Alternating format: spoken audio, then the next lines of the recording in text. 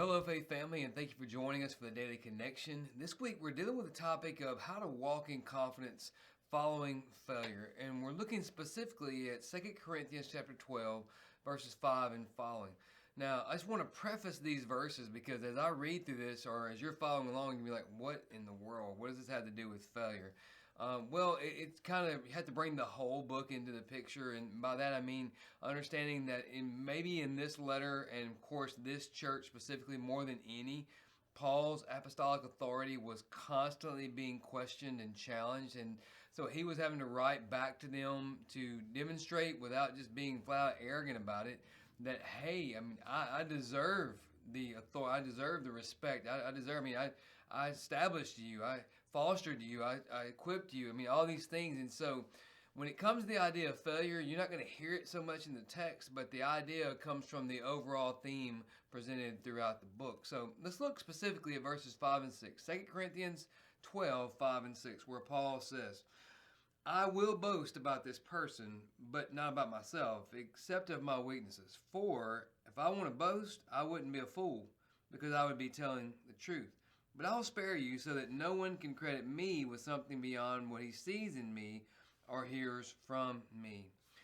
So here Paul is talking about, and if you know chapter 12 specifically, you know that it kind of sometimes is a little bit weird because Paul talks about himself in the third person. He talks about the heavenly vision in the opening verses of chapter 12, and he said, I know a man, whether in the body or out of the body, don't know. And he keeps going through talking about him in that third person concept, and the fact of the matter is he's talking about himself. But here's the problem, or here's what he's trying to get at. There were those coming into the church at Corinth who were boasting of either heavenly visions that would then make them something of a super apostle, boasting of revelations they'd had, boasting of things that God had done through them, whether true or not true. And based on those, they were saying, hey, you need to elevate me above all the others. You need to respect me more. You need to listen to me more. And to the point where they may have even been tearing Paul down, or at least causing the people to question Paul. And of course, that would mean to question his authority in his letters, his authority in his teaching, both in the letters and what he gave to them verbally. And ultimately saying, well, you're a failure because you can't match up to these guys. You can't measure up to these guys. And so Paul says, you know what? I will boast, not about me though, except about my weaknesses. And the thing is, if you go back and look at chapter 11, Paul talks about how it was in his weaknesses that God's power was really demonstrated the most. How he'd been beaten, shipwrecked, all these different things that had happened to him, and that he was helpless to do anything about, really. But yet in every one of those situations, it was God's power being demonstrated through his weakness. So in verse 6 he says, hey, and even if I did boast, I wouldn't be a fool because I'd be telling the truth. Meaning that what he's saying really actually happened. He experienced it.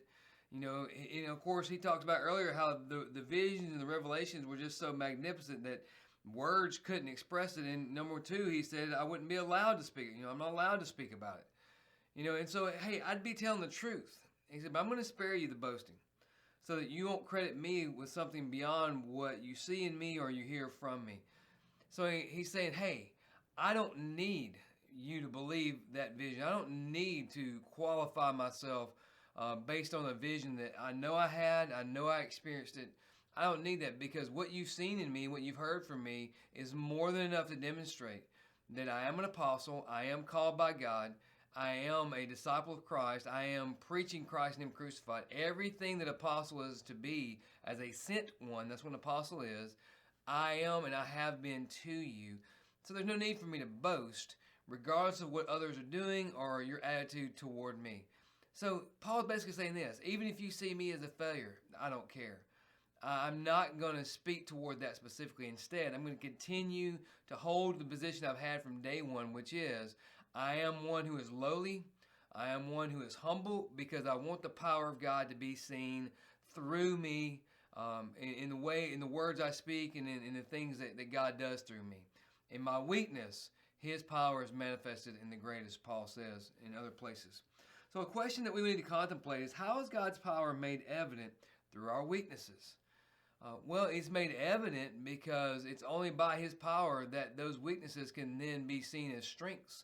It's only by His power that those areas where we struggle the most, we can gain victory in those areas. Or those can become areas where we thrive in because the power of God is working in those. And the reason why He's working in those is so that we then won't have any means to boast. We won't have anything to brag about because everybody knows, hey, he's not a great speaker. Hey, she's not a great organizer.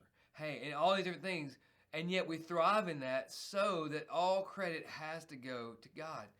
See, friends, we can have confidence in failure, even in failure.